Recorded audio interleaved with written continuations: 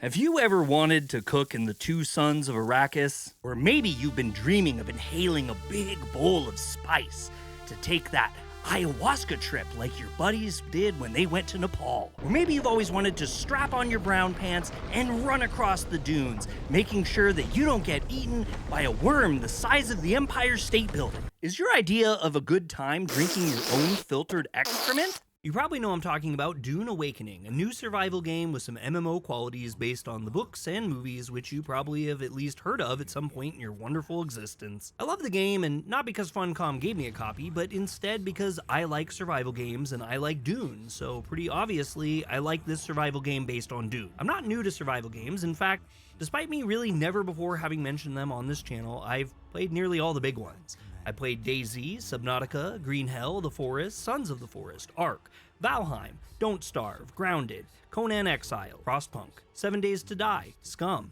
Palworld, State of Decay 1, 2, and 3, The Long Dark, and Project Zomboid, to name a few. Well, that's probably all of them I played, really. I kinda like the genre, with my favorite being Conan Exiles. Funcom also made that, but honestly I never really gave a about the Conan universe. Dune, though? I like Dune. Early first impressions are what I have, and there's a number of things I really like so far. There's nothing I don't like, but that's honestly to be expected of any honeymoon. First off, the planet of Arrakis is an awesome setting for a survival game. The whole planet wants you dead, and it's literally everything that's trying to kill you mostly all at once. Yet, there's also a number of ways to stave off death, so while there's always some sense of worry, it doesn't ever seem too overloading. First off, the planet has two suns, and those two suns hate you. They want you dead, and in-game they'll do that by dehydrating you and giving you heat stroke. When night comes, I feel like celebrating.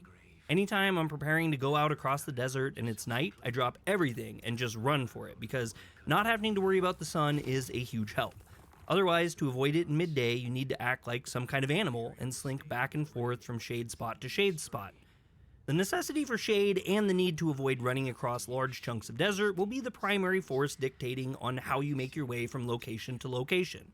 Rarely are paths ever in a straight line, and honestly, I feel like it really kept me engaged from the beginning, as I'm always stopping to plan out what side of rocky areas have the shade and what safe area is closest to the next.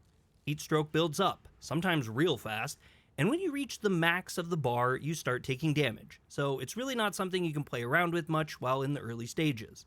Sure, you can flirt with it a little bit if you really want to speed up your trip, but you do need to watch out because it will kill you, or at the very least drop your health, so when you run into some surprise scavengers, they'll kill you easier. Scavengers are initially your main source of death by NPC, and the key to life, surprisingly. As you run around the desert, you'll find these little ne'er-do-wells in little camps all over, in moisture-sealed caves, at shipwrecks, in large encampments, in dungeons, and, well, randomly actually. In small sizes of 1 to 2, you won't really have a ton of trouble taking them out. When you run into a bunch, though, they can be rather sneaky, and while I don't find it to be mind-blowing, I have found their tactics to be the cause of some stress. Early game, they come in two varieties, pew-pew dudes and ex-prisoner shankers.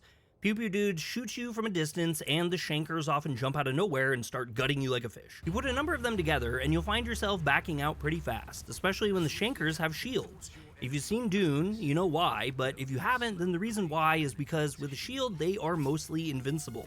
You can shoot the heck out of them, but it won't matter, and you can slash your blade with them too, and they just won't care. The only way to really mess them up is to do a little dance with them, and find a great moment or parry them to stagger them.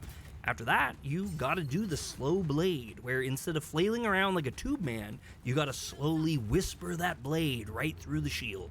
Like wooing a partner, this takes time. That's fine in a nice little one-on-one encounter, but when you got pew-pews dropping darts on your skull and a few shankers chasing you around, you'll probably find a little sweat on your brow to wipe off later. Pretty fun, actually. I mentioned earlier that scavengers are also basically your life because the best way to get a lot of water is to use a little bloodsucker gun to suck their blood up, space vampire style. Fill up some bags with their life juice, take it home to your at-home science kit, wait a bit, and then fill up your swimming pool and call it a day. Or, you drink the water that you need to sustain your energy. I guess you can also drink the blood straight up too if you really want to go that route, but doing so will damage your health, so the choice is yours. So far, my all-time favorite thing to kill you, or at the very least make you fear death, are the worms, or the way cooler name, the Chai Hulu. When crossing patches of desert, it's a great idea to follow the overused Deadpool reference and wear your brown pants. You never know where you need them, as from a new player's perspective, all the worms seem to be an ever-present threat to varying degrees. Even if you're not walking on open sand and attracting them, you'll commonly be walking around minding your own rocks when you look over to see giant swaths of sand being pushed up and dust clouds flying everywhere as the worms travel to and fro. Even more scary sometimes, as you're making your way downtown, you'll see them breach, which basically means they shoot straight up in the air to prove to you how big and scary they are. They are in fact big and scary. Finally, I feel like you hear them a lot. So again, you're out there chilling like a villain, running across the sands without a worry, and then boom! You hear the rumble, and you're no longer without worry. It's arrived. Like most survival games, it's got crafting and building also, which is always a big feature in these games. So far, Dune Awakening has my favorite system for laying out and building your base. You get a little tool that allows you to build holograms of what you want to make so you can get a good idea of what the finished result might be before you actually spend the resources. Another cool thing I literally shouldn't have to bring up in 2025 is that the snapping actually works and makes sense. They even label inner and outer walls for you to get your placements just right, and it's basically zero stress. I mention this because I swear nearly every damn survival game ends up with me frustrated at some point when I place something wrong or the snapping won't snap like I need it to. No worries here, and for that, I'm super grateful. On the crafting side of things, you'll unlock recipes as you explore, buy, or spend points to get more. There's a ton of variety super fast early in the game, and within the first few hours you get a great idea of what is to come, and it just gets better and better. Some things you can craft on your own as you're running around, but the best things come from your 3D printer, which is totally not called that, but it is that, so ha. Other notable beginning of game buildables are a fuel station to power your equipment, a rock tumbler that refines your ore, and your trusty at-home science kit machine which extracts the water from the blood like I said before. All good stuff, and as you play more, you get more. I have a lot more to see, which is just great. Last for early mechanics is vehicles. The first one you make is a little sand scooter, and I was pretty happy to see it's a neat little system to get one. You have to build many of the parts separately, and then live out your lifelong fantasy of welding it together. Unlike real life though, you'll pick it up quick and be a pro immediately. You get to pick your parts that way, and you'll later get options for add-ons like a booster or more inventory. From my tiny bit of experience, even the first vehicle is a game changer and will greatly affect how you navigate the sand place.